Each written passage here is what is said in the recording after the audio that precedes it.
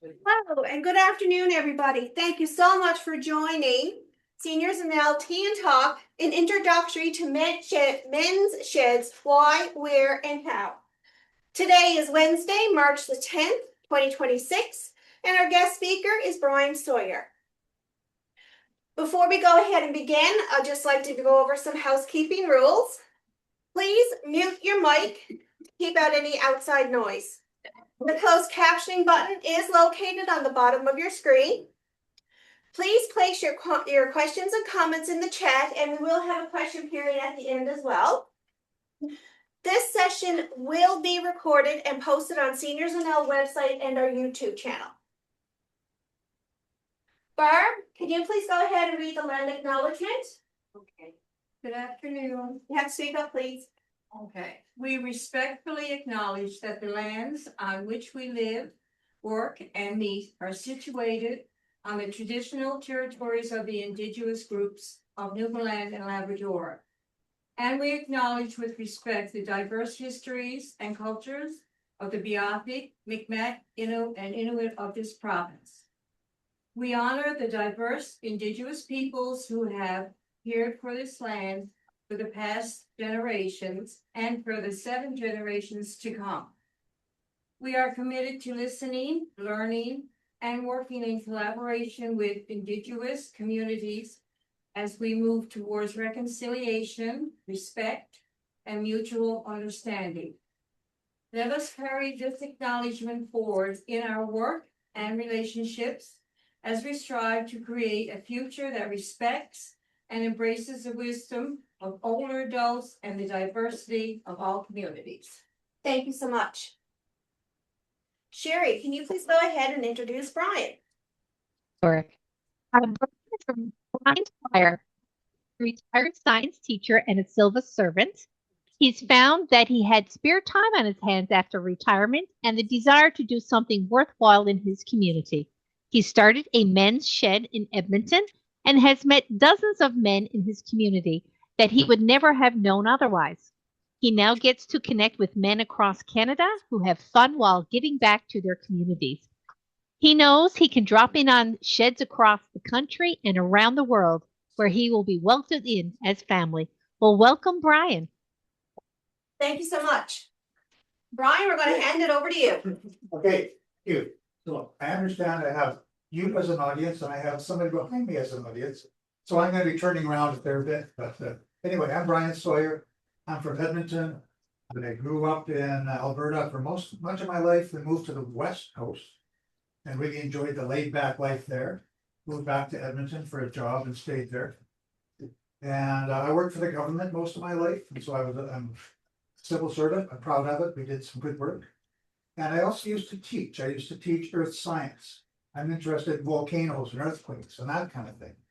I've never been to the East Coast here. You've got a much older geology than we have on the West Coast. So I think St. John's is really a beautiful place. And I've been in men's groups pretty much all my adult life. I really enjoy being with guys. We call them men's peer support groups. And some of them I've been in where about 25 years ago, I went through a period where I really was kind of lost and I did some work and in a men's group and found a new direction. And then lately when I retired, I went through another change, COVID. I retired just before COVID. So I lost my job, lost all the family, my day family.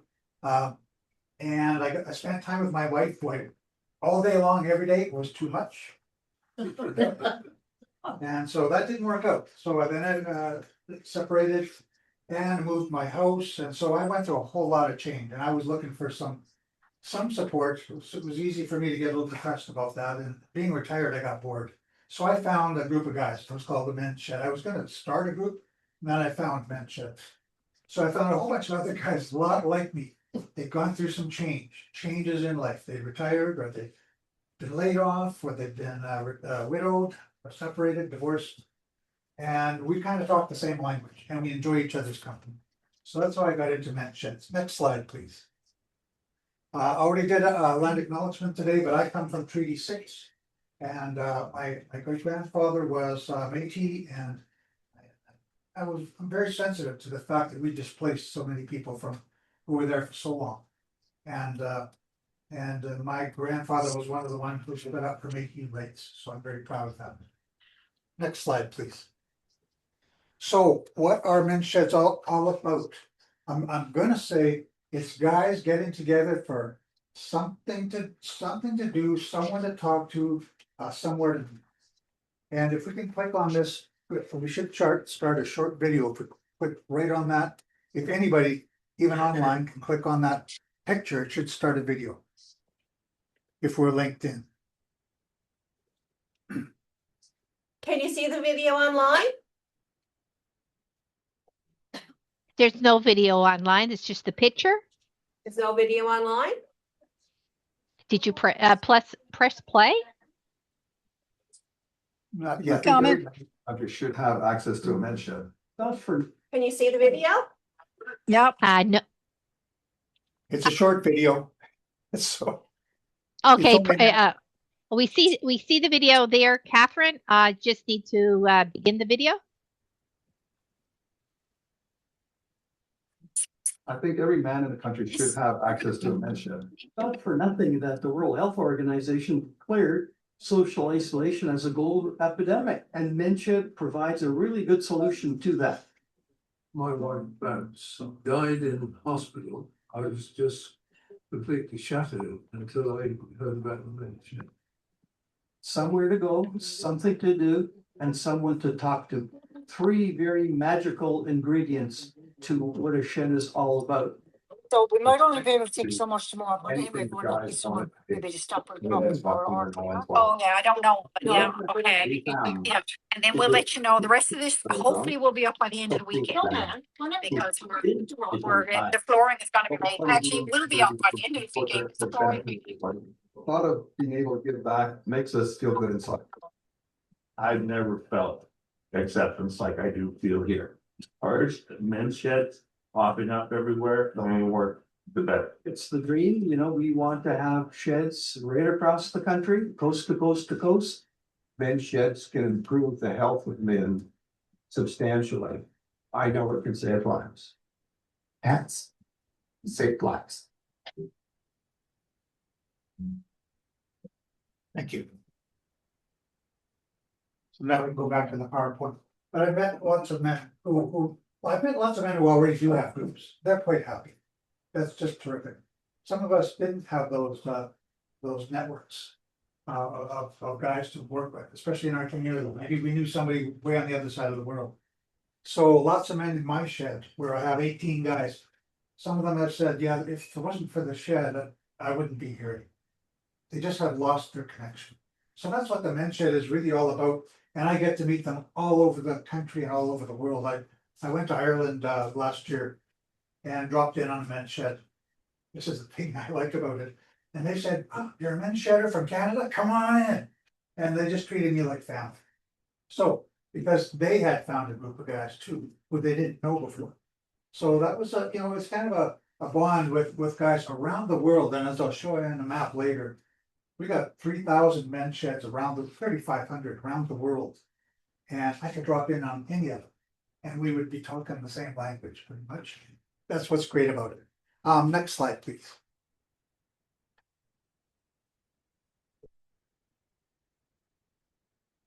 So what is it? And I ask this all the time. And so we gather, we learn new skills, but mostly we gather. That's the important thing. Gather. The men's shed is open to all men. And anybody can drop in, lots of us are retired, lots of us are older, some are younger. So in my shed, the youngest two guys are 18 and the oldest is 95. And everything, that's 4 generations. And one of the wonderful things about the intergenerational work is how much we all enjoy working with younger men. Whether it's boys or it's with even young guys like who are 50. Well, they're young to me, I'm 75. So we just all enjoy working with younger men. The word shed comes from Australia, where it means meeting place. It's not like the place where you store your shovel. It's the men's shed is where you go to do stuff.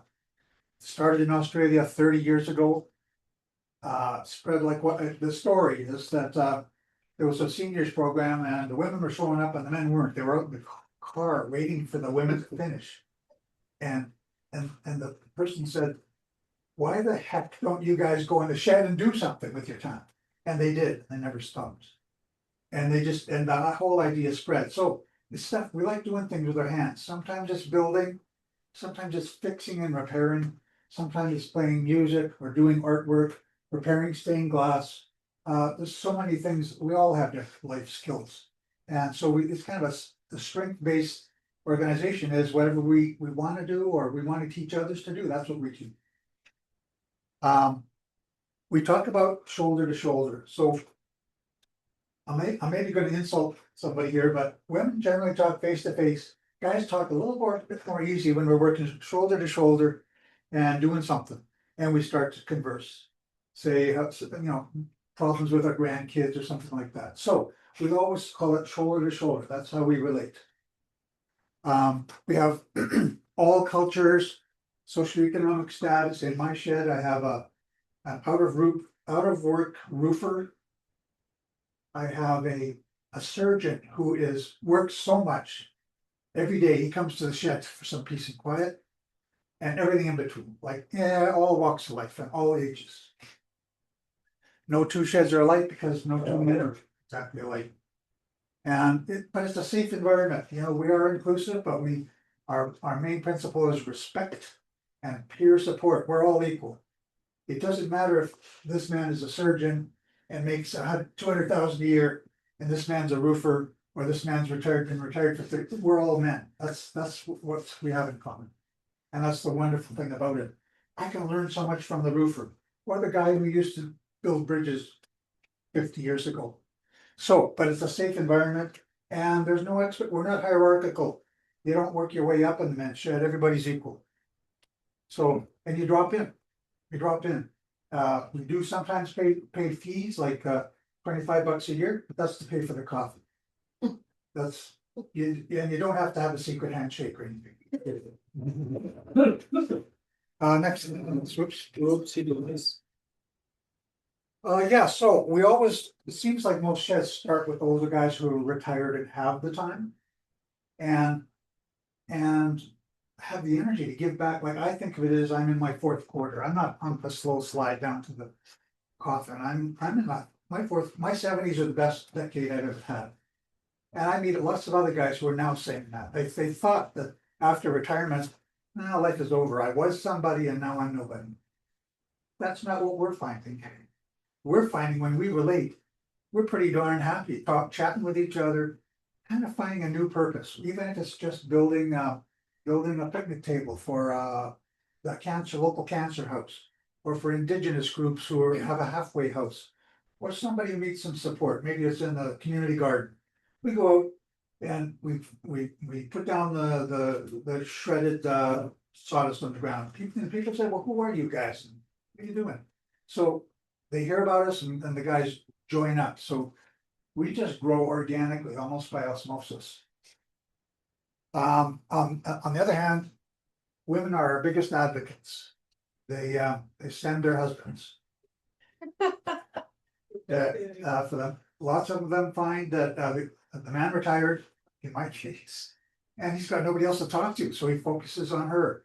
And she can only be a support for so long. And then she says, you need to go talk to some guys, like go to this shed. And when I give a talk like this, often I'll give a talk in a community, and there'll be men and women in the group. And women will be saying, you should go. And the guys will be saying, well, he looks pretty normal. I guess there's not too big of a risk. And so I attract more men to my men's shed by giving a talk or bringing in somebody else to give a talk on some topic that's of interest to the community. And then I say, and by the way, I'm from a men's shed, and we're interested in all this stuff and more. We're about learning in our senior years. And so women, and this, if you've ever noticed, in the health sector and the volunteer sector is mostly women, and they're the ones who support us. And so they're our biggest advocates, and most sheds are started by the men will come, but the women usually get the ball rolling. And then the men join, and then the men take over. And that's often how it happens. That's 2/3 of the time. 1/3 of the time, it's guys say, I want to start one right now. And I was just in PEI. And in PEI, they had two guys, one from away, one local. And they said, we're gonna start a men's shed. And they had 18 guys show up. Just because they have the time and the interest. So in that case, it's two guys who are starting the shed. And that's great when that happens. But the women are always good supporters. Next slide, please. So social isolation in general is thought to be, everybody says it's a pressing problem these days. Maybe it always was. We're recognizing it now. More and more people are becoming isolated. I could spend all my day online thinking I'm connected, like sitting in front of the computer, but I'm not really connected. I'm just sort of connected by wire. But that's not in my life experience. Real connection is like being in the room with you. So this is more like real connection than sitting on Zoom. I have no disrespect to the people who are on Zoom. That works too. But so we try to address that, isolation can lead to depression and can lead to more isolation. So we're the community solution. We're always community based. The ideal men's shed, I could bike to or walk to or a short drive to. And so in Edmonton, where I live, we have 9 men's sheds. We don't have just one big one. We have 9, and they all do different things on different nights because they all have different activities they like to do. We're always volunteer driven. I'm paid. I'm one of the very few employees of Men's Sheds Canada. But for the most part, its sheds are run by volunteers, and that's what's wonderful about them. It's not therapy. We don't do therapy. We're not mental health experts. But we're aware that people getting together, has a good positive emotional, just connecting makes us all feel better. And that's good mental health. That's positive mental health. So we call it health by stealth. It's camaraderie, it's finding a new purpose, a new meaning in life after I retired. I'm no longer lecturing, although here I am lecturing, but I'm no longer lecturing at a university. So I have something new to do in life. Yeah, health by stealth. Okay, next one, please. So you probably already know this, but I'll speak for myself, loss of identity and purpose. So I grew old, my son no longer needs me. I don't have the job. I had like a lot of status when I was working, and I could have a lot of influence. The day that I retired, I lost that influence. And I lost that whole day family. I knew 200 or 300 people in my job. And one day I was important, and the next day, not so much. Nice to see you, but we got work to do. So I lost a lot. And when I lost my marriage, that was 25-year marriage. And so that's a lot of cumulative loss. And us guys are not that good at reading loss. We mostly just kind of stuff it in. And so we can feel unneeded, we can feel invisible, we no longer know where we fit in. And there's this ageism, and I'm guilty of it myself. I used to think that when I was over 50, I was over the hill. Then I said, okay, over 60. And then I said, okay, over 70. And my peers that I work with say, stop saying that. It's, you're being ageist. Like, and I don't feel 75. I just got to admit it. I feel like I'm in the prime of life. But lots of people will buy into that, and I have bought into it too, that once I'm old, I'm a draw on society. I'm no longer giving, I'm taking, and not an asset. Men have, as I've said before, fewer social connections. Oh, and I'm getting out of the picture here. I'm supposed to stand here. Oh, it's fun. Men have fewer social connections. That's a generalization, but in general, it does seem to be true. When we're divorced or widowed, we find out that we relied on our wives for the cooking and for the taking care of all the important details in life, and that I ignored, and now I have to relearn them. And my adult children can move far away, so all of a sudden we're feeling isolated. And then this transition from work to leisure. Yeah, so we're often defined by the work we do. Not who we are as people, except maybe by the grandkids. But very often by the work we do and not who we are. So once we lose that job, we kind of lose our sense of value, personal value. And, well, kind of catches my throat when I say that. So we're under pressure to stay productive. And the joke is, I used to say at my community center, we're gonna do work for you. If you give us a space, we'll do work for you. They gave us a space. But very often, I've seen women drift on by as we're having a men's shed day. So there's not much work getting done. That's because we're all talking and laughing and getting and goofing around. And so, yeah, we're actually just enjoying each other's company. And I didn't used to value that very much. And now I do. And so we have a two-hour window on Saturday morning. We're supposed to talk for an hour and then work for an hour. Sometimes we never get around to the work. There's just too much to talk. Next slide. Okay, so men's sheds build social connection. That's not for everybody. We don't want to replace the Rotary Club or any group of men. The two could work. That's great. Some of us are not in a Rotary club or a church club. We have fallen between the cracks. So we're male friendly, we restore purpose and identity, we support mental health, like positive well-being. And we create routine and structure. So we always show up same time of the week, every week. That's how I started my shed was, I said, I'm gonna be here on Saturday mornings, 10 o'clock, I'm putting the coffee pot on, come and join. And nobody came the second week. But somebody came the third week, 2 guys came the fourth week. And eventually they keep on drifting, they keep drifting in. Because they know they can show up at a certain time. So that's kind of as much leadership as it takes to start a men's shed, is to say, I'm gonna be here. And you know, I'm staking my ground by putting the coffee pot on, and I'll be here, you can rely on me. And that's as much leadership as it really takes to start a men's shed. And we'll find somebody, if there's 2 guys with a good idea and they commit to meeting, heck, we'll give them a startup grant, because that's all it takes, is 2 guys who commit to welcoming other men into the room. So in my job, we give out grants. Next slide, please. So every shed makes its own rules, but we do have some standards, like all men are welcome. And regardless of anything, all men are welcome, but we respect each other. That's the main rule, is that respect. We're all different. So we want diversity, we support diversity. But where I come from, central Alberta, diversity looks like, it's a joke. We have both farmers and ranchers. They're all white, they all look like me, but farmers and ranchers, they didn't used to talk to each other or nothing. So in rural areas, we have a lot more diversity, like in Edmonton.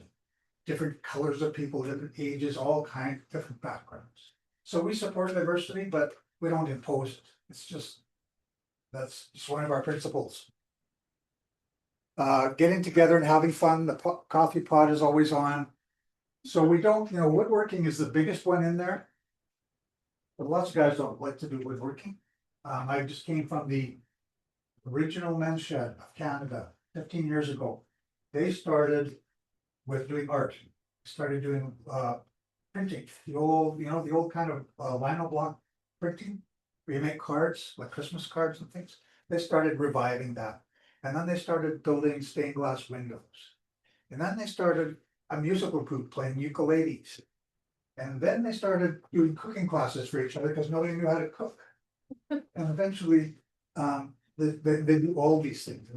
And now they fly what are the things with the drones in the gymnasium. Like they've moved up with the times, but they still like to do the ukuleles. They still and they give us lectures on science or backgrounds that they each have. Because in this room, there's so much lived experience. We could bring in some other lecturer, or I could say, what was your life experience, and tell us about it. Give you an hour, you could probably take 5 days to do it. I did this in my men's shed. And one guy kind of said, well, nobody would be interested, but I was a cook in a submarine for 3 years. He thought nobody'd be interested in that. Well, there's a whole bunch of interesting stories come out of him. And now he wants to stop talking about it. But that's okay. That's what we're about. Next slide, please. So we do gather for company. And that's the first thing that happens. Guess what happens though, when guys get together, they usually want to give back. We made it this far. We got our scars, we earned our scars, made our living. Now we've made it, we're more comfortable now. We don't have to live up to other people's expectations. But we're used to doing stuff. And so we want to give back to that's where it ends up. We want to give back to the community somehow. And all you have to say is the local food bank needs they need shelf built. And we're out there.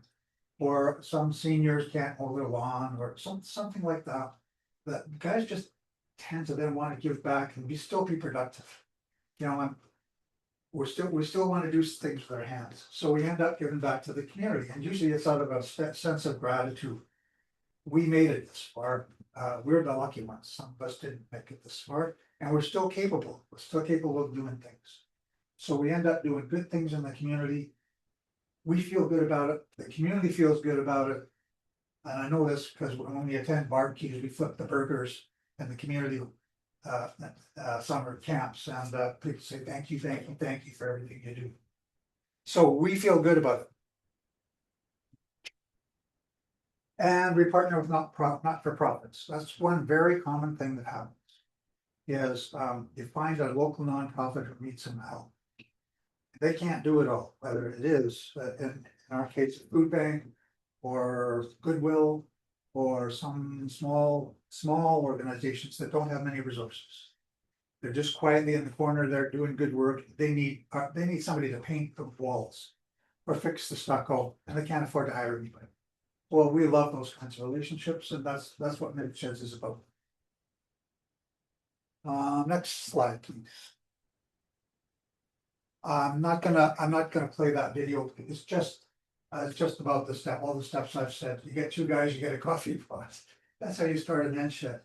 Some people make a mistake of thinking, no, I have to have the space first. I have to have the meeting room and we have to have the tools.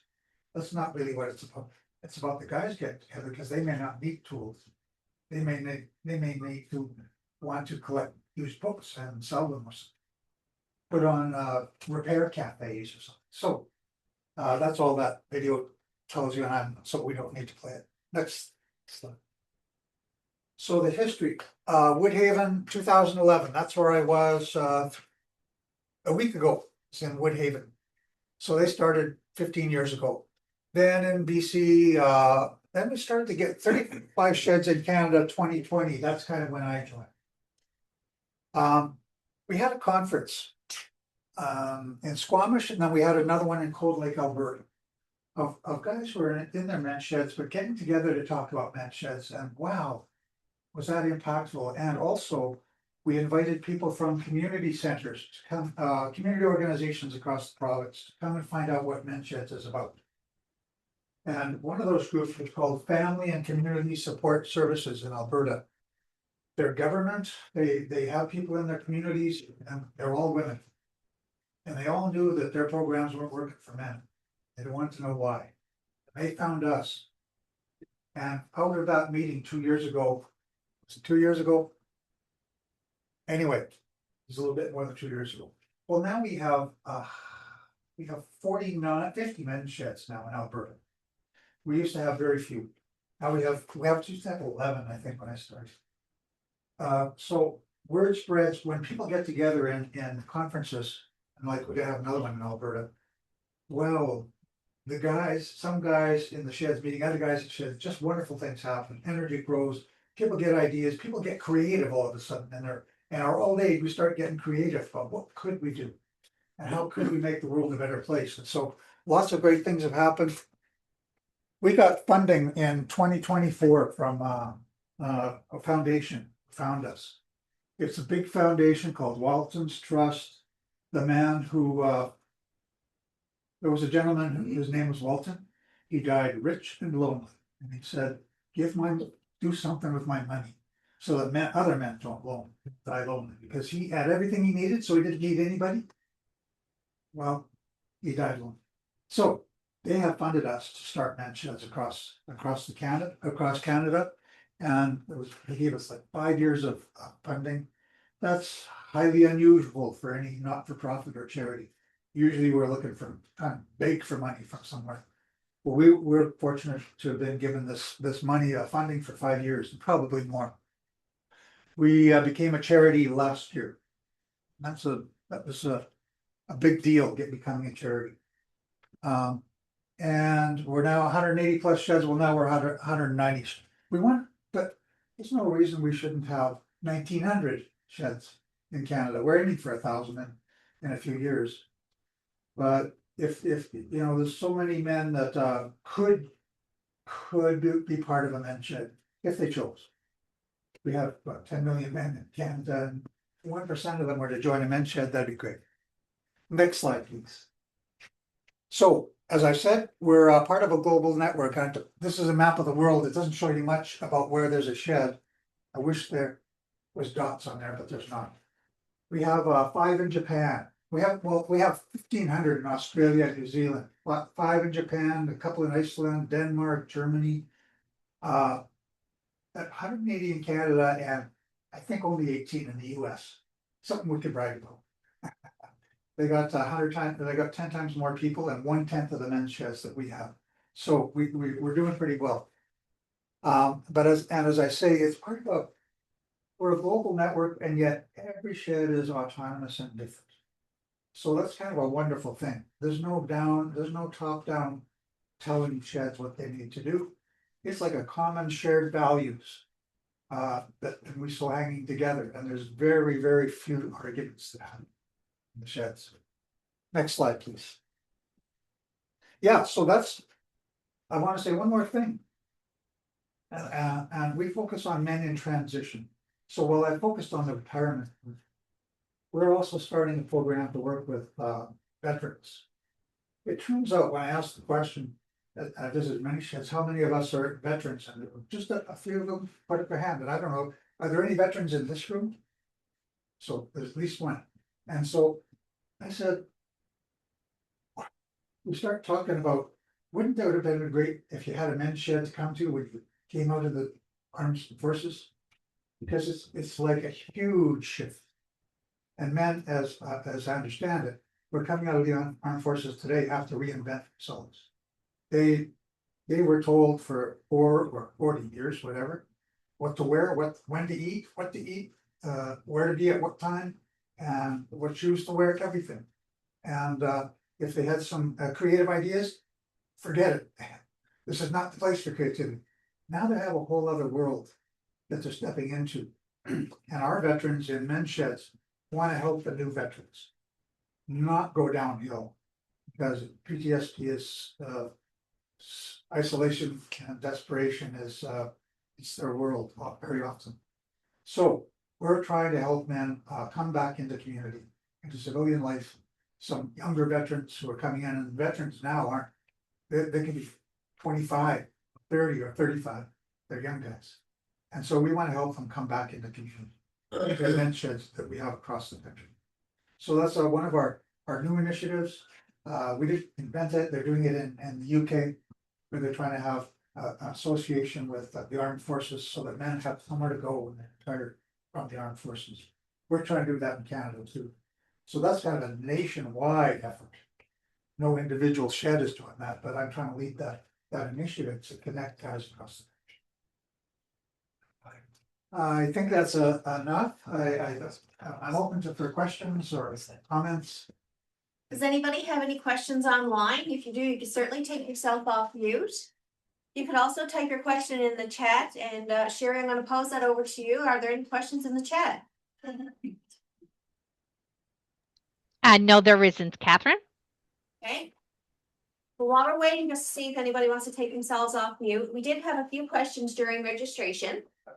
So these are, I'm just going to read the questions out, and then you can go ahead and answer. Will there be a startup in Stephenville? So Stephenville is on the west coast of Newfoundland. So We need. Is there two guys with a good idea? in Stephenville? Yeah, I was gonna say, we need two guys with a coffee Yeah. machine, That's all it takes. coffee pot. I will support by Zoom, like by a Zoom session. I do this all the time because I can't travel everywhere. So when we have questions or that person can contact me, you'll have my contact info. I'll help you set up in any community a shed and it's really quite easy. We have grants. We've got $1,000 startup grant. That'll buy the cookies, because guess what? Guys show up for food. Coffee and food. So, or that'll buy the tools, the first tools, or that'll pay the rent for the room. So I'm not starting any sheds, Newfoundland. But I'll help any guy who wanna start sheds in Stephenville, or I've already been in touch with somebody else outside of St. John's who wants to start a shed on a goat farm. It sounds like a wonderful place. And I said, yep, just get a second guy and commit to him. Well, welcome other men. And that's all it takes. So the answer is yes, if they're interested. I thought something came in the chat there. Do we have a question in the chat? Yeah. Tammy, you can take yourself off mute, Tammy, and ask your question. Okay, I think I'm off mute. We could stop Yes, you sharing are. the slide too. We could stop sharing the Okay. slide, but we could see people. It's okay, I'm not on video, just on audio. There So I am in the community of Small Point Adams Cove, where all the Kingston fires took place last year. And I'm part of the recovery committee here. And we have identified a need for men's activities. And I happened to come across this on the Seniors NL. My question is, as a woman, can I kind of spearhead this to find a couple of men and then connect the men, but at least I would have the information for them? Like, can I be the correspondent between this group and a couple of the men to get it started here? Yes, that's often how men's sheds are started. A woman sets things up and encourages the men to start. So the answer is yes. Okay, thank you. And so you can contact me and I'll help you do it. Quite literally, that's my Okay. job. It's great. And I'll be sending a follow-up email to everybody who has registered to attend. With the link to this session and also any other information that Brian and Jeff would like to convey to people. So I'll make sure that that's probably be sent out next week. So just stay tuned for the follow-up for contact information and any other. But I should say, I'm in Alberta and Bill is in Bill, I Newfoundland. said, yeah. So we should introduce Bill. I said Jeff. Bill, I said Jeff. Go ahead. I said Jeff. That's his last name. Yeah, Yeah, it's last name. Yes, my name is Bill Jeffrey. I'm gonna be the project coordinator for Men's Sheds Newfoundland and Labrador. So I'm gonna be working with Brian, but Yeah. for Newfoundland and Labrador purposes, I'll be the contact person to help set these things up. And I look forward to great success here in the province. I know there's a lot of men that want the service and need the service, and they just need to get connected. So we're gonna make sure that happens over the next 12 months. And again, my apologies, Bill's information will be sent out. Yeah. Will be sent out in the follow-up email. Because that's the way, the person closest to the community is the one who's the most impactful. Yeah. So I'm in Alberta. I'm willing to support Bill or anybody else who wants to start.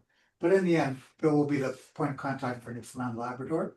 And that's important because Bill is here. And once things really get going, I no longer almost need to be involved. Okay, Catherine, Roseanne, if you want to take yourself off mute. She raised her hand. And then we have a question in the room, Sherry. Hi there. Can you hear me okay? Yes, we can. Perfect. Here in Fort Howe, Labrador, and we've recently started a brand new project. And my role is community engagement and wellness coordinator. We also have a seniors and community services office here. We're a nonprofit organization here in the area. And we also have a volunteer age-friendly community committee. And we've been going strong for the past 5 years. And this item actually came up in our discussions about how do we start a men's shed. So I'm really happy to have attended this session today. And I'm looking forward to getting some help and guidance on connecting with you and starting a men's shed. Absolutely, thank you. So, and thanks for raising age friendly. I work with age friendly folks in almost every province. It's because you guys are community connectors, like Yes. you're on the ground. Yep, You know, that's right. and so. And thankfully, the work here at SLDA, they support the community organizations and the community groups that we have formed together. They're volunteer. We also have a community advisory committee that's working towards improving healthcare here in our region, because who better to, to work towards that than the folks that actually live here. Yeah. So great. So I'm so happy to have attended today. Can I just add that, so we will help you get one started. The end goal is that the guys then, after you give them the push start, they organize themselves, eventually create a not-for-profit, they can attract the local funding and become a little bit more independent. But Absolutely. and some sheds stay dependent, they're happy to. But that's the long-term goal is that even though you're helping to get it started, that they'll take over, they'll start finding their own space. But that sometimes that takes a year or two. And that's where Yes. we support them, you support them, and eventually they can get a capacity building grant, which is much larger. Or they get a seniors grant from the federal government, and I forget. New Horizon. New Horizons, $25,000. As long as they formed a society, but that's where we help them develop where they want to go, who they want to be, what they want to do. And so we'll help them to get there. And so the ultimate goal is that eventually they're independent. Excellent. Sounds wonderful. Okay. Thank you. I know we have a question in the room, but I just want to piggyback off of what you just said there about helping with funding. The second question that we had is around funding, and you've talked about that. But one thing that I did notice during your presentation is that you mentioned that you're you became a nonprofit charity organization, and you have a charity number now. Yes, we do. So does that mean anybody that comes involved with men's sheds will also be able to use that number to register for funding? Because I know sometimes with funding, you have to have that number. So ultimately, that's the goal, when you get bigger. Right. Like right now, we can't, there's 180 sheds that would like to apply for funding. We cannot possibly work with them all. Yeah. But we can work with Seniors Newfoundland, we can work with a provincial organization if you start one, or big sheds, it's a qualified yes, once a shed gets started. Okay. Yeah, and we provide the resources. So here's the other thing, we have experts who will help you to look for sponsors and look for funders and write grant applications. We have experts on staff now who help sheds do that. So it's almost like when we're finished bringing you up to speed, you won't need us anymore. But we're willing to help sheds get up to build their capacity to write proper grant proposals. And most old guys like me don't want to do that, but there's somebody who thinks it's worthwhile and will actually write up a grant proposal and get the money. Is you in one shed, once it gets big enough. Okay. Yeah. Okay. Perfect. But, or else you help them do that, or the community worker helps them do that, because that's helping them to become independent. Perfect. Chuck, you have a question? Yes, thank you. Good. Question, comment, combination. I'll save my best one for last night. All right. When I got the message about men's shed, I didn't know what it was about. The name was somewhat misleading. I thought it's going to be something parallel to Habitat for Humanity. Right. Have you heard of them? Yeah, I work with them. Okay. We support them. So I'm about to come into retirement this year, and I said I'll have some free time. Where would I like to spend it that I will also enjoy spending it there? So I thought this, maybe you'll be teaching, or I'll be part of a group helping somebody fix their shed or a broken wall in that house or a broken fence or something. Yes. So that's what my work, I was in my head before I came here, but seems to me like you are somewhat of that, but also a lot of it is a social support group for men or something. Yes. Yeah. So it's more than one thing you have going on there. Yeah. By the way, you said shed. I don't know, you live in Edmonton, but a shed is typically a man's place here in Newfoundland. Yeah. And I've come to learn that in the last 20 years, that women have a kitchen party, men have a Okay. shed party. Okay, We're good. just talking about that. No, So that's nothing new here in the plan. But here's my, oh, you said you also get paid, you're the only one paid? I used to be the only employee, now we have a couple of others. Yes. You're paid from who or how? Walton's Trust, they were the foundation, Like. they gave us the money, and I was a volunteer. But I was working 5 days a week volunteering, and it was just too much. Right, okay. And when you said you become a charity, so any Yes. money that we spend towards this organization, would that be tax deductible then? If you get, yeah, thank you, so that's a tricky question, if you give it to Men's Sheds Canada, Yes. yes, we'll give you charitable. But we'll spend it the way we want to. Okay. If you wanted to give it to Bill. Bill's Shed, that makes it a little bit more difficult. And that the paperwork, the administrative cost is a lot, so if it was a big chunk of funds, yes, we'll give you a charitable receipt, we'll make sure that Bill's Shed gets. But that's, there's so many sheds around and so many, we can't do that for everybody all the time. Okay, that's something probably Bill can work towards to incorporate, becoming part of one. Yeah. Whatever. So the charitable receipting is a little bit tricky, and I don't want to mislead you. Right, okay, I just asked because Yeah. it's a registered charity, then Yeah. any money that goes. Yeah. Is given to them. Yeah. We would put it to good use. Okay, no, I don't have to doubt that part, no. Now, the best part I was saving for last. And before I say this, I want to assure everybody here that I'm being 100% friendly, not hostile.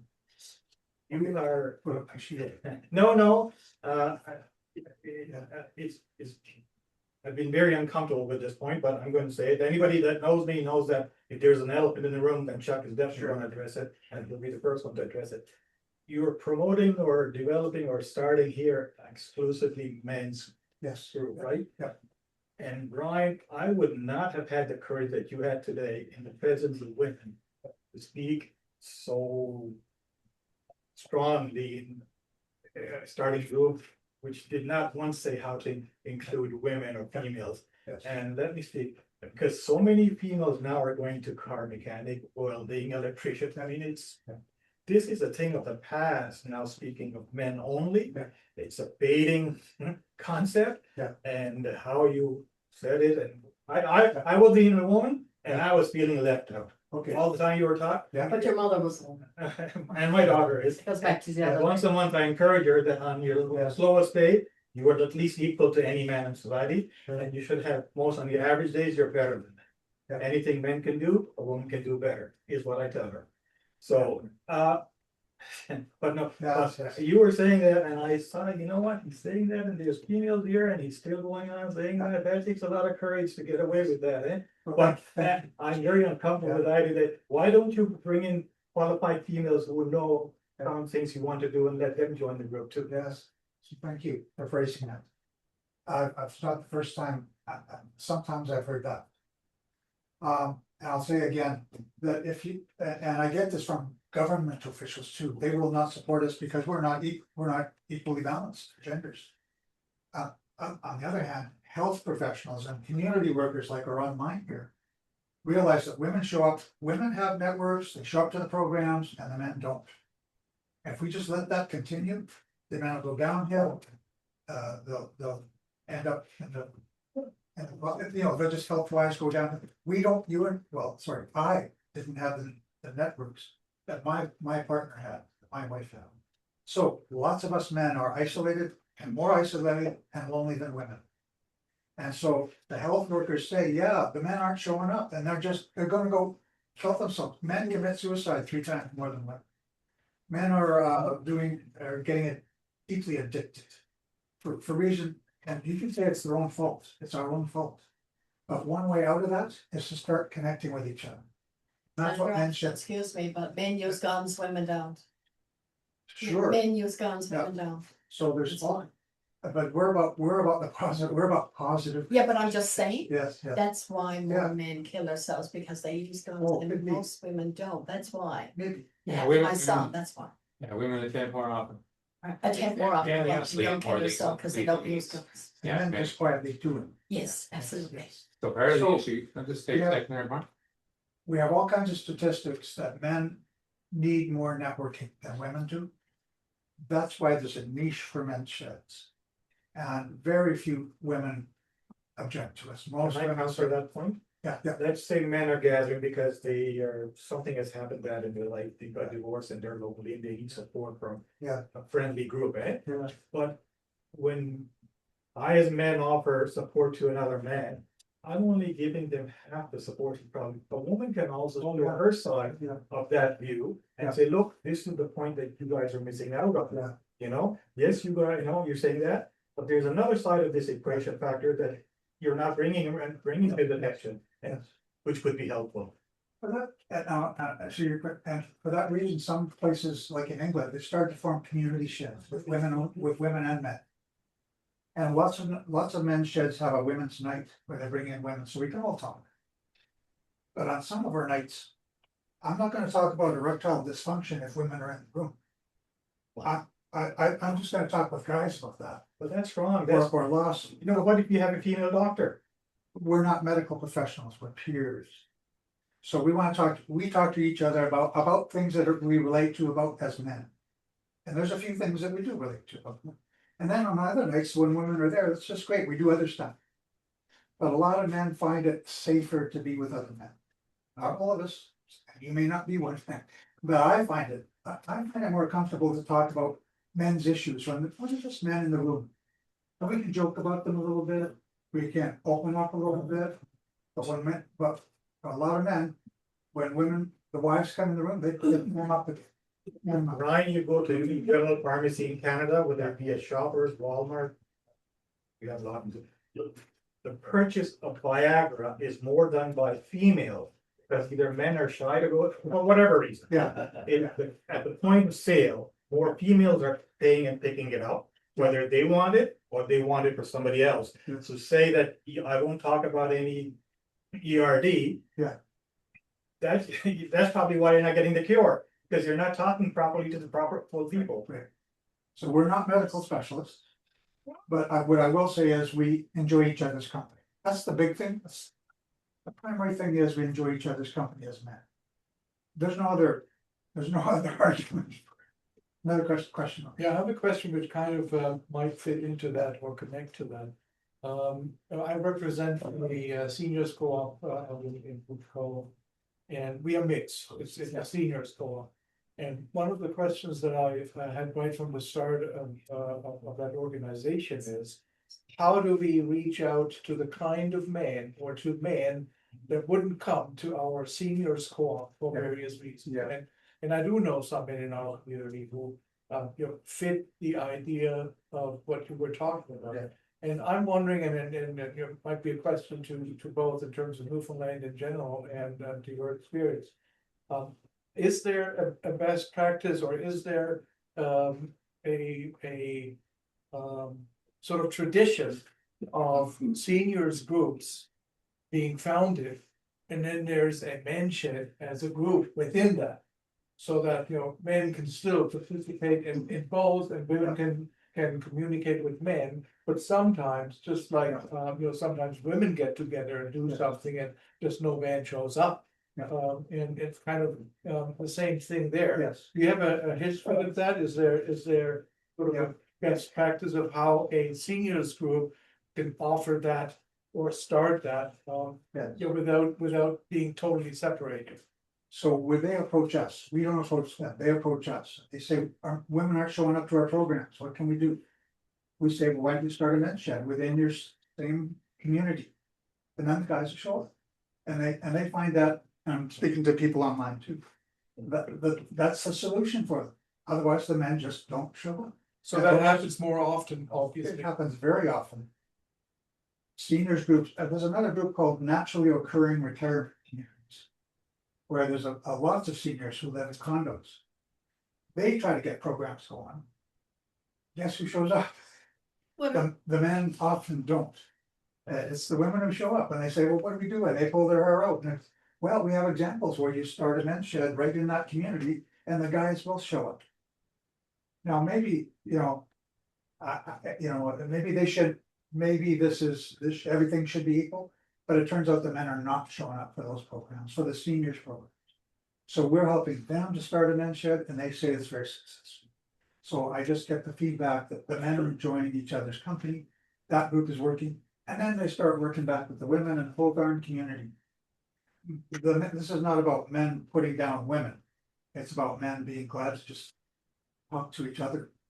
And then eventually, what do they want to do? They want to involve their families, they want to involve their communities. And so it benefits everyone. The families, the women come back are so grateful. Their husbands now have somebody to talk to, another guy to talk to. That seems to be paying off in the sheds. And so, yes, seniors group support just very often. Quite comprehend, Brian, what you're saying, how that feel more comfortable. Yeah. Talking about certain things just in the presence of men only. Yeah. But you know what? Almost half the gynecologists are men, not just, they're not all Yeah. females, eh? And female doctors are trained for any diseases so much, and the male doctors are. But me, sometimes if I have a problem of some the nature that you mentioned, maybe a woman can also give a valuable input into it rather than just me getting 3/4 of the equation. So I'll just fall back on, I really enjoy talking to men. I enjoy talking to women too. But when I get together with a group of old guys, it's like I'm talking to my grandpa and my son, and it's something I get out of talking with men. I have another hat that I wear, and it's, I'm a teacher. I'm still a lifelong teacher in an education group. I work with more women than men in that. I really enjoy it. But when I'm working in men's sheds, there's guys who've been pent up and holding back for a long time. And now they just start to open up and blossom. And because they're talking to other men and they feel safe. Maybe that's wrong, but we're not for everyone. We're not for everyone. Before we actually jump on to another question, I think there's a question in the back of the room as well. I would like for Bill to, you had a comment that you wanted to make earlier, you wanted to say something, so I would actually really like you to weigh in a little bit. Yeah, I was just gonna talk a little bit about Chuck's comment.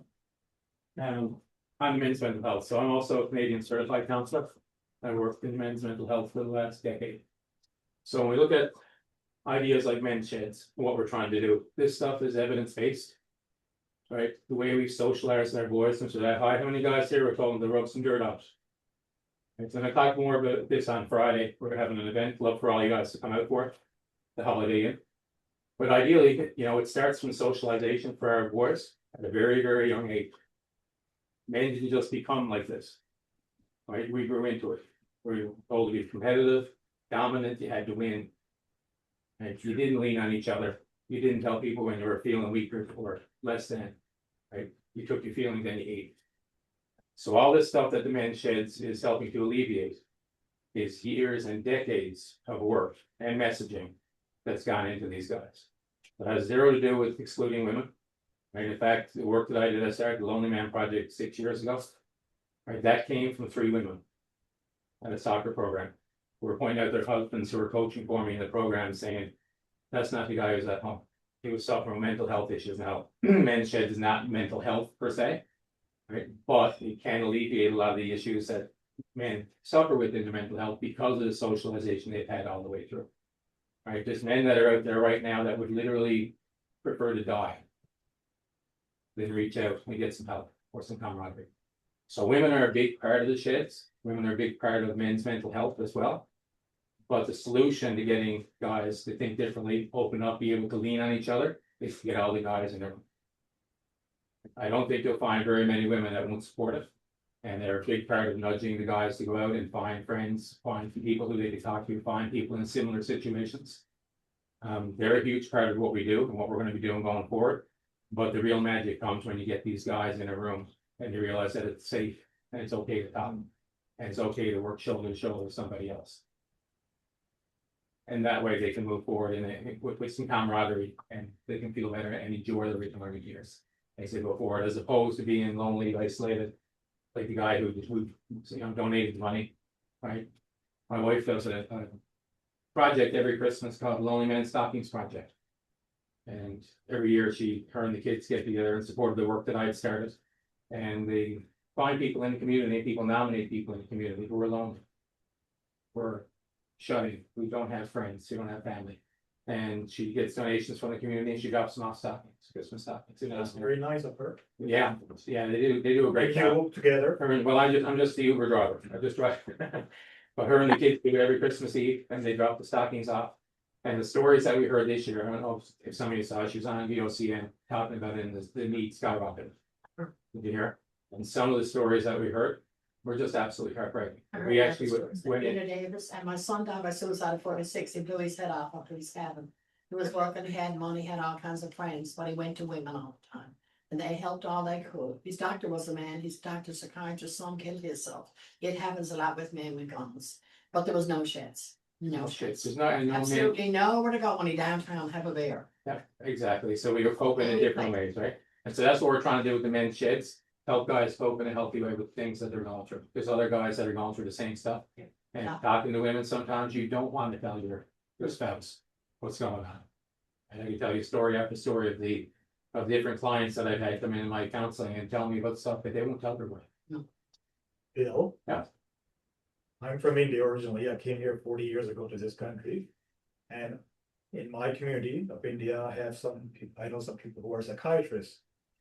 And without telling names or identities, they tell often men here are more locked up in their mind, like they don't unload, because from very young they've been taught boys don't cry.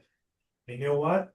When I learned that almost a year after I never once taught my son that theory, boys don't cry, because I know it's not good for their mental health.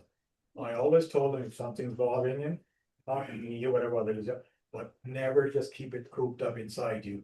And I think that could be part of the solution, not the whole solution, but we should encourage that rather than just saying, go on, keep it locked up or talk to guys only.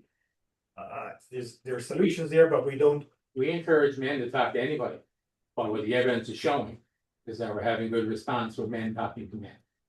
I mean, we don't say don't go talk to women. We don't say, keep it to yourself. We're saying exactly the opposite, talk to anybody. But the solutions and the evidence is showing that if we give these guys a means and an area and a safe spot to go talk to other men, right, we're getting very good results going forward.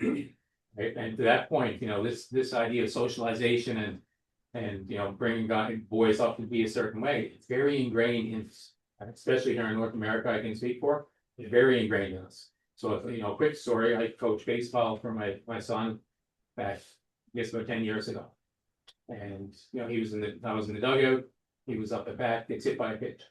Now I'm working in some of this, I'm a counselor and I'm working in, I know better. First thing I do, come out because he got hit by a pitch, and what's the first thing that I say to him?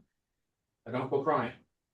I said, you can't put the words back in. I know better. Yeah. Right? I knew not to say that, and I said it anyway. Yeah, I never said it. Because it's been ingrained in us since we're that People young. do say it, and They people do. do say boys will be boys. Yeah. I hate. And sometimes it comes out and you're like, oh, I wish I hadn't said that, but you already said it. Because in the moment, that's the automatic thought that comes out. Little girls So- play trucks and boys can play with dolls. It doesn't matter. So ideally, no, we encourage men to talk to anybody that they want. I can tell you from a counseling perspective, there's a lot of ideas that men will not tell their wives. They need to talk to other men who have been in similar situations to see how they go forward. So like I said, men and women work hand in hand in this. It's not a he or a she. It's a they, it's a we. Ideally, you can look at it and say, well, put men together, excluding women. That couldn't be further from the truth, because you know what we do? We also put women together and we don't have men there. I like your line of thinking. Brian almost made it exclusively two men, and I was not feeling comfortable with that, because I don't live that way. Yeah. And I don't encourage others to live that way, that keep it locked up, men don't cry and all that, No, Right? It's a fading, this is an old boys club theory, whatever you wanna call it. This is not the trend we're going into. This is the trend we were at, but not where we're going into the future. Yeah, so ideally, like I said, men and women are gonna work together on this, but the solution is having men together in a room. In a safe spot where they can share experiences, talk about what solutions they've had and feel good about themselves. The same as like I said, my wife goes out and, with her friends and they'll maybe have a glass of wine and, everything goes out on the table. Right, they'll talk about the husbands and the kids and all that kind of stuff. She comes home feeling great. That's why women have this problem. Exactly. Because they're talking. Now, Yeah. guys go out and they might have a game of hockey. And you know what do you say when you see a guy kind of slumped over in the corner when you go in the locker room, right? You don't say you're feeling sad, right? Okay, so get the post off, you got a game to play. That might be the deepest conversation you have all night, then you might have a beer up by the truck. And then you go home, right, and she thinks you had the same type of night she had, where you're out there actually having talking conversation stuff. You wanted to talk, but you didn't have the opportunity, so you're feeling worse, and she thinks you should be relieved. And now you're creating a bit of a wedge between the two of you. So there is a science behind this. Brian hasn't gotten into a lot of that because for the most part, men's sheds aren't about mental health, but they are a good tool for us to help alleviate mental health issues. I'm from a mental health background, and I can tell you that this is the way to go. We gotta get these guys in a room to talk. And one thing, Brian, is that here in Newfoundland, our suicide rate is actually 4 to 1, men to women. Yeah, we're actually above national average, so, you know, it is a problem, and one of the statistics now is that seniors, it used to be my age group, you know, say middle age, 50, 55, 60 was the highest suicide rate. Then it was the younger guys, and now we're starting to see the seniors take off. You just read the obituaries every day. Yeah. You see it. You do. So having programs like this is gonna directly target that and give these men the outlet. And also give the women and kids some peace at home if they are having some mental health issues, because they're gonna get some of that peer support when they're out there. The other aspect too, when you're talking, and I mean, as I'm listening through, the first thing that comes to my mind. You know, and if he, I'm not gonna say his name, but anybody knows me, my husband, say my husband. I find it's very difficult for him to meet friends. Unlike women, you know, and I mean, some women, most of us, you know, we'll start up a conversation with anybody at all, and you know, next week we're going out for coffee. But I find, you know, dealing with him and a few other individuals that I know, they're not men, gentlemen, they're not, you know, it takes a little while. It takes that little bit of extra step to develop that friendship to say, okay, well, maybe we will go tonight, or we'll do something, or so I think it too, it kind of opens it up where you can be a little bit more laid back and relaxed. That's what I'm listening to. Laid back and relaxed, be yourself, don't have to worry about impressing anybody, because you're not. You're just being there in the moment. So that's what I'm actually listening to. Catherine, we have a few comments and questions online. Okay. Go ahead. The first one, Bridget, wanted to know, is there a men's sheds here in St. John's currently? I don't think there are any men's sheds yet, right? We have a series here at St. Luke's Community Living.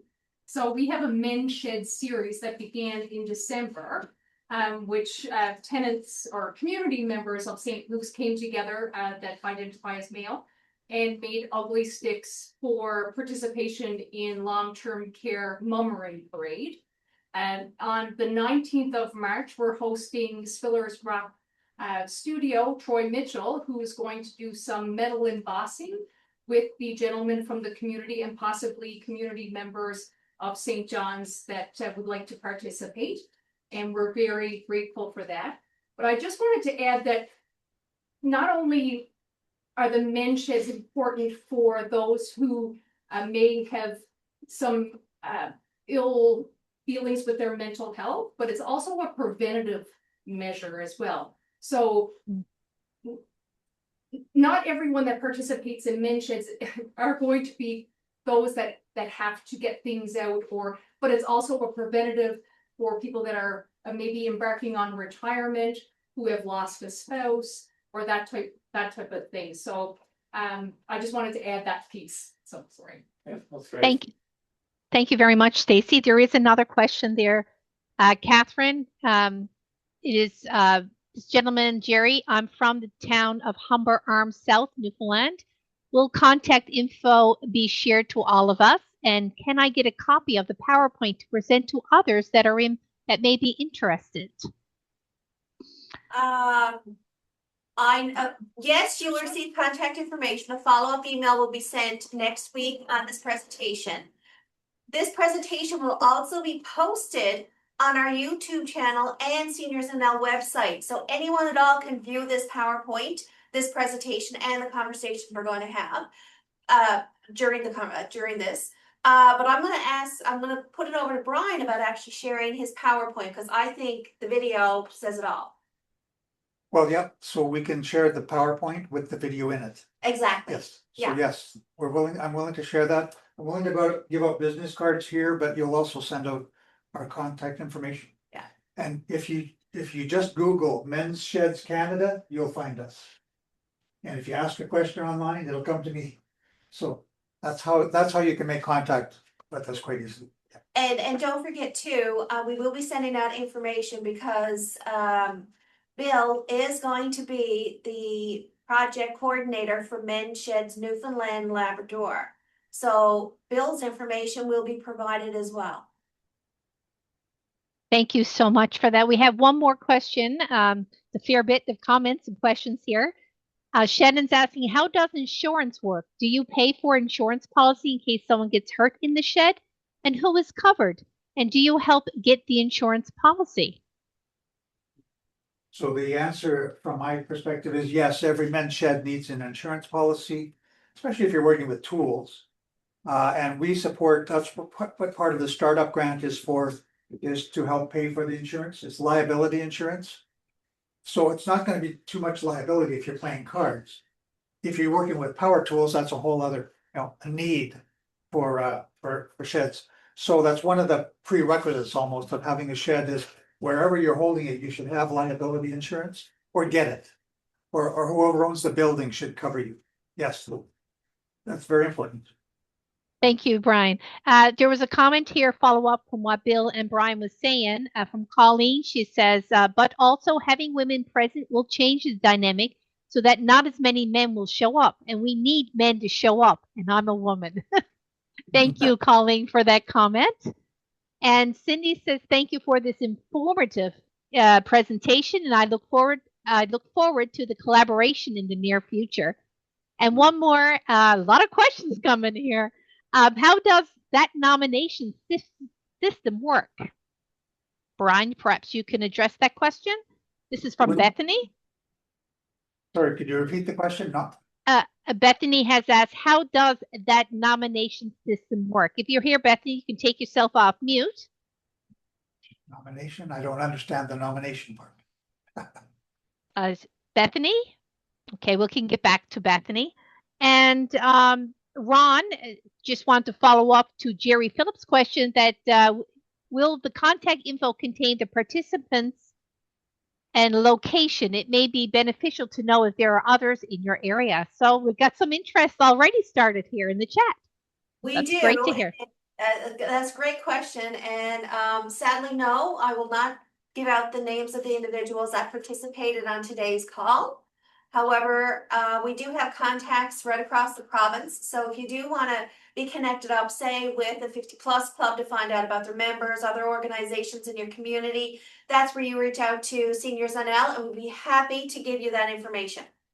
Thank you so much. And I do have a follow-up from Bethany regarding the nomination system. She was saying Bill was talking about something his wife was doing. And we'll follow up later. My mic is not working at the moment. That's what it was. Yes, for the Lonely Man stocking sets, just to send an email. So if you go to lonelyman.ca, you'll see some information there. And the contact form comes to me and I can certainly provide more info. So the email follow-up next week will have Lonely Man information in there as well. Beautiful. Thank you so much. And a follow-up again, Shannon asked, so back to the insurance. Are we saying that the insurance has to be the responsibility of the shed owner, as that would cause that person's insurance policy to rise should there be an incident and a claim needed to be put through? So yes, most sheds, are rented spaces or borrowed spaces or somebody's garage. So if it's somebody's garage, yes, they need a rider. They need to increase the rider on their own personal insurance. The guys should chip in to pay for that, or our startup grant should help to pay for that. But yeah, there's no shed owner because it's just a peer support. It's owned by everybody at shed. But whoever pays that extra premium should be collecting it from the guys. Everybody should chip in. That's our whole approach to this is we're all in this together. So if one guy wants to donate the insurance because he's doing it in his house, that's fine.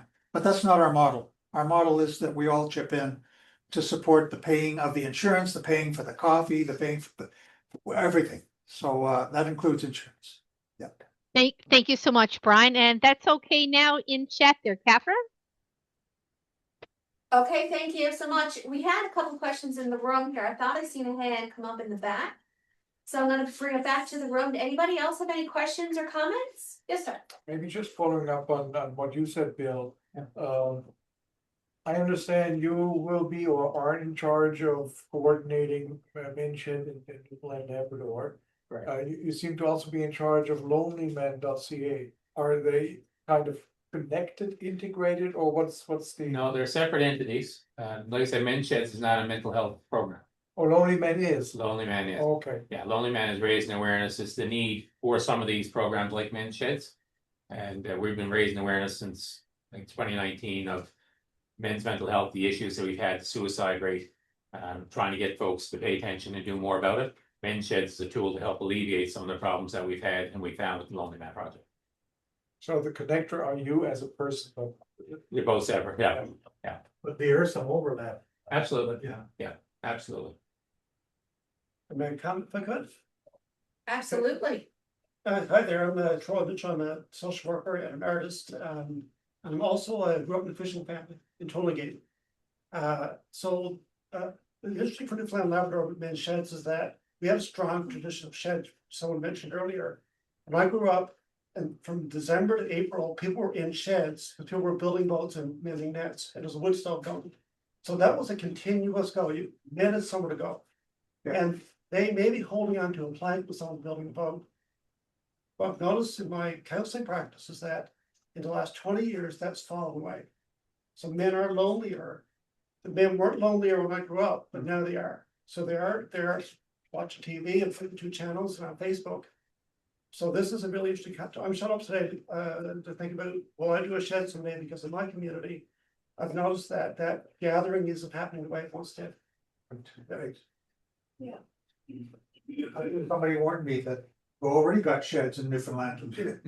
You know, that already exist, so. There's a man lives here, he's 96, and he would have been here today, but he's gone to an eye doctor appointment. He said his apartment, unless he has us women, and you. Or mom, gender? He goes to everything, and stuff, anyway. But he's alone 24/7, no one ever does the TV, looking at it with him. Yeah, and unless I have him down, right, Patsy, Judy, and invite him somewhere, and sit, he goes, no, we're only doctor's appointments, and he says every night, well, I'd like to die now. Yeah.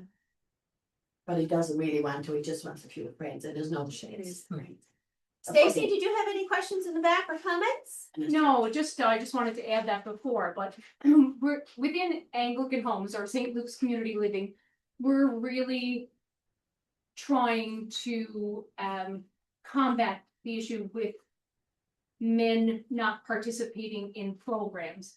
So programs on a daily basis is generally attended by 95% females.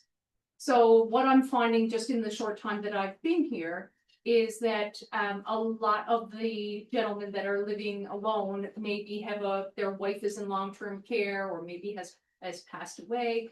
And there's that little bit of a roadblock there because the social piece of going out with other women is a little bit of taboo. So we're really trying to have programs that have only males present. Repeat that last part, you said the social, what is taboo? Taboo, that they're participating in programs with other females.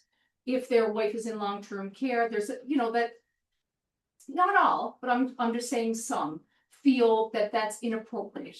So having a male-only environment makes them feel a little bit more secure in that manner.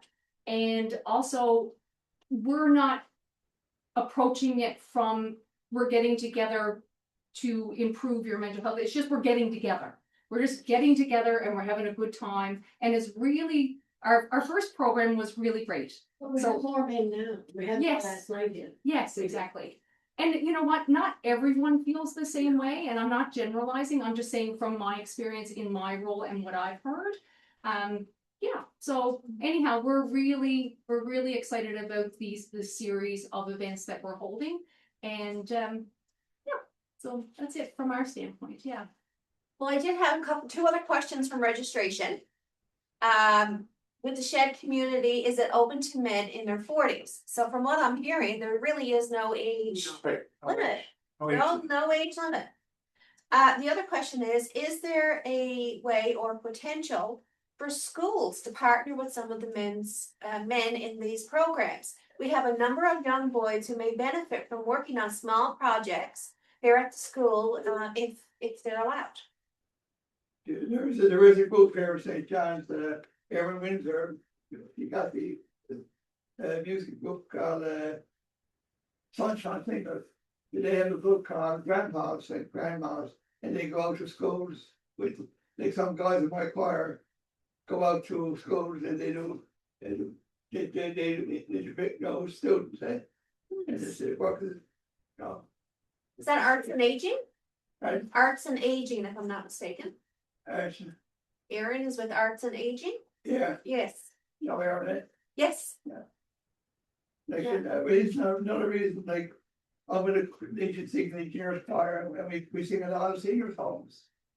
And I find that, like, I know we're not right now, I've handled about 9 senior men who are living in homes, retirement homes, but I was kind of isolated. They do want to go out and they did go singing, but they want to go with the choir they got because we're kind of busy. And we're trying too busy for. So I was going to talk to Aaron about getting a choir to get up men who just want to go once or twice a month to have do some singing and all that kind of stuff, you know. It's like a big shed. Yeah. I mean, that was, you know. Last Wednesday at Wesley Church, we had 20 men and 20 women. That's a. Wesley Church practically every Wednesday morning for 11. No, I got on or so. Yeah, last Wednesday was 20 men and 20 women. Yeah, we had. With lunch. You Is pay. that one now with exercise? Exercise and then lunch and then it gets Yeah. bigger. And then last week we got all the prizes. We had bingo. I know it's there. I'm Bradbury, were you? And you can't remember each other. No, Now you're senior. guess why? We sat up with the women, you sit down with the men. Now we used to go up and sit in front of, but I'm just saying, like a shed can be. Anything. That was our shed. Exactly. But people are like isolated, and I noticed that people come, they gradually more. I know that being a fire, and I don't want to be like I'm busy. Exactly, that's right. And I'm just trying to get where to go to get the funding out of it. You probably need a bus to pick them up to get them to aid days. Yeah, Absolutely, You know. that's right. There's a big demand out there. Like, we were talking to a man yesterday, he's 89, did a kidney family practice here. And he said that, his wife said to him, he loved to go with you singing, he said, but he's got a bad back. I said, would you like to go once or twice? He said, yes, once or twice a month would be excellent, you know, to go to the friend. Absolutely. You know, so it's a big demand out there, you know. Bad back, was he a government work? Okay. Are there any questions online or comments? You're on mute there, Sherry. Sorry about that. A comment from Susan. This has been a very informative session. Excited that this is happening in Newfoundland and Labrador. Okay, perfect. We're still open for questions and comments, but I'm actually just going to go ahead now and share my screen one more time.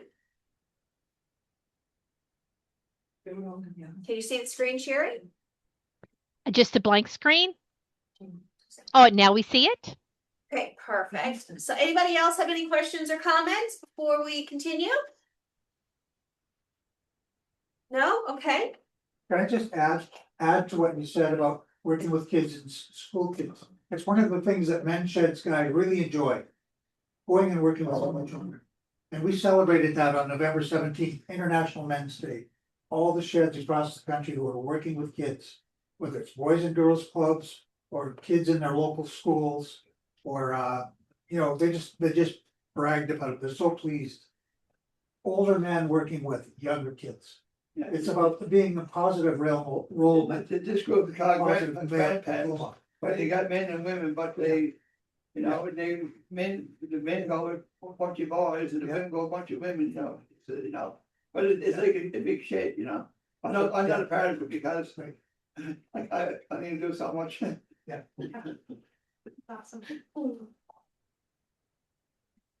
Well, this is, thank you so much, Brian and Bill, for this conversation, the presentation today.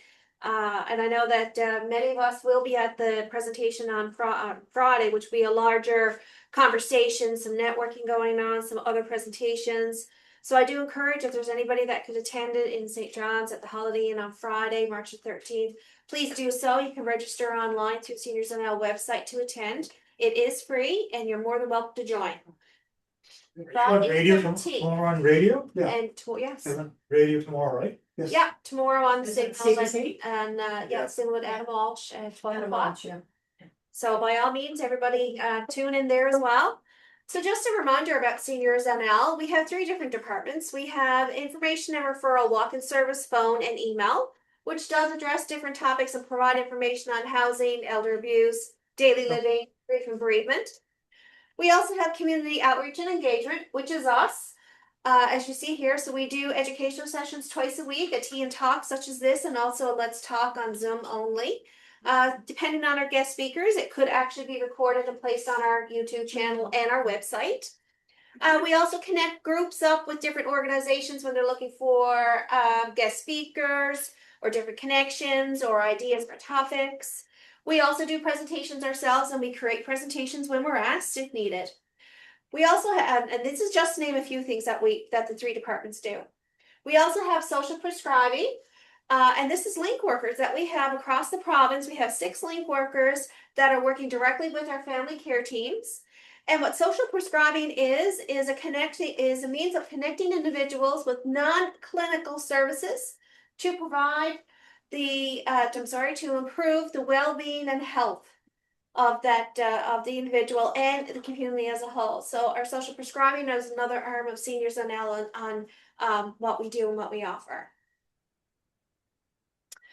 Our next session is going to be on Wednesday, March the 11th. It's going to be Let's Talk About, which is a Zoom only.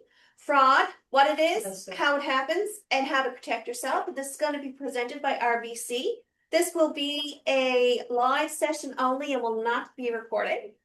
And then the one following that will be Let's Talk About Bone Health 101 from Osteoporosis Canada on March the 18th. And again, this is a live presentation and will not be recorded.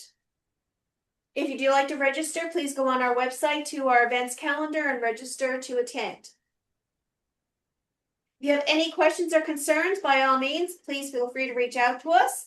Our telephone number is on the screen, 1-800-563-5599. And our email address is info@seniorsnl.ca. Now, before we end the session, I'm just going to open up the floor again. Any other questions or comments before we end? No? Okay, I'd like to give a big round of applause to our guest speakers.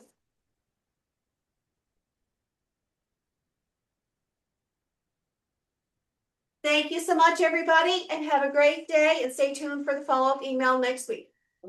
Thank you, Brian. I'm hanging around.